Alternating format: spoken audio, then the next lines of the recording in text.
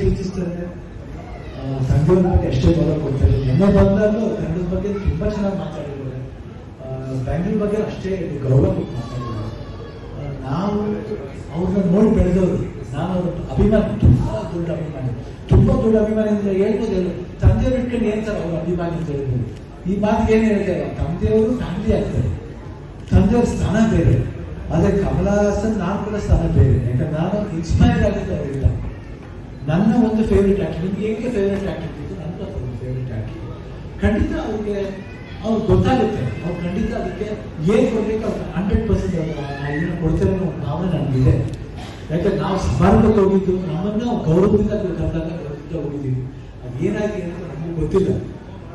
ಬಂದು ನೋಡಿದಾಗ, ನಿನ್ನೆ ಬಂದಾಗ ಇಲ್ಲೇ ಇದ್ರು, ಎಲ್ಲರೂ ಮಾತಾಡ್ತಾ ಇದ್ರು, ಇಲ್ಲೇ ಕೇಳ್ಬೋದಾಗಿತ್ತು ಎಲ್ಲರೂ. ಬಟ್ ಯಾಕೆ ಕೇಳಿದ್ರೆ ನಮಗೂ ಗೊತ್ತಿಲ್ಲ. ಬಟ್ ಕನ್ನಡ ಪ್ರೀತಿ ಅನ್ನೋದು ಯಾರೋ ಒಬ್ರು ಮಾತಾಡಿದಾಗ ಮಾತ್ರ ಬರಬಾರ್ದು, ಇದು ಥ್ರೋಟಾಗಿ ಇರಬೇಕಿಲ್ಲ. ನಾ ಚಾನಲ್ ಹೇಳ್ತಾ ಇದ್ದೀನಿ, ಬರೀ ಈ ಸ್ಪಾಟ್ ಬಂದಾಗ ಮಾತ್ರ ಕನ್ನಡನ ಚಿಕಿತ್ಸೋದಲ್ಲ. ಕನ್ನಡ ಚಿಕಿತ್ಸೋದು ಇವತ್ತಲ್ಲ, ಯಾವಾಗ ಚಿಕಿತ್ಸಬೇಕು. ಅದು ನಾವೀಗಲ್ಲ ಕನ್ನಡಕ್ಕೋಸ್ಕರ ಹೋರಾಡ್ತೀವಿ, ಸಾಯ್ತೀವಿ. ಬೇಕಾದ್ರೆ ಬರೀ ಮಾತಾಡಿ ಸತಿ ನ್ಯೂಸ್ ಮಾತಾಡ್ಬಿಟ್ಟು ದೊಡ್ಡ ಪೋಸ್ಟ್ ಮಾಡೋದು ದೊಡ್ಡ ವಿಷಯ ಅಲ್ಲ. ಕನ್ನಡದ ನಾವ್ ಏನ್ ಮಾಡ್ತೀವಿ ನೀವೇ ನೋಡಿ, ನಿಮ್ಗೆ ಗೊತ್ತಾಗುತ್ತೆ, ಅಲ್ಲೇ ಅಂತ ಸಿಗುತ್ತೆ. ನೀವೇನ್ ಮಾಡ್ತೀರಾ ಕನ್ನಡ ಸಿನಿಮಾಗೆ? ಬರೀ ಸ್ಟಾರ್ ಸಿನಿಮಾಗಳಿಗೆ ಮಾತ್ರ ಪ್ರೋತ್ಸಾಹ ಕೊಡೋದಲ್ಲ, ಹೊಸಬ್ರಿಗೂ ಪ್ರೋತ್ಸಾಹ ಕೊಡಬೇಕು. ಅದ್ರ ಬಗ್ಗೆ ಮಾತಾಡೋದೇ ಇಲ್ಲ, ಬಿಟ್ಬಿಟ್ಟು ಹೋಗ್ತೀರಾ. ಕನ್ನಡ ಪ್ರೋತ್ಸಾಹ ಮಾಡಿ, ಹೇಗೆ ಕನ್ನಡ ಬೆಳೆಯುತ್ತೆ ಹೇಳಿ? ಕನ್ನಡ ಬೆಳೆಯೋದು ಇಷ್ಟು ಮಾತ್ರ ಅಲ್ಲ, ನೀವು ನಮ್ಮ ಕೈಯಲ್ಲಿದೆ, ನಮ್ಮ ಜವಾಬ್ದಾರಿ ಆಗುತ್ತೆ. ದಯವಿಟ್ಟು ಬೇರೆ ತರ ಅರ್ಥ ಮಾಡ್ಕೋಬೇಡಿ.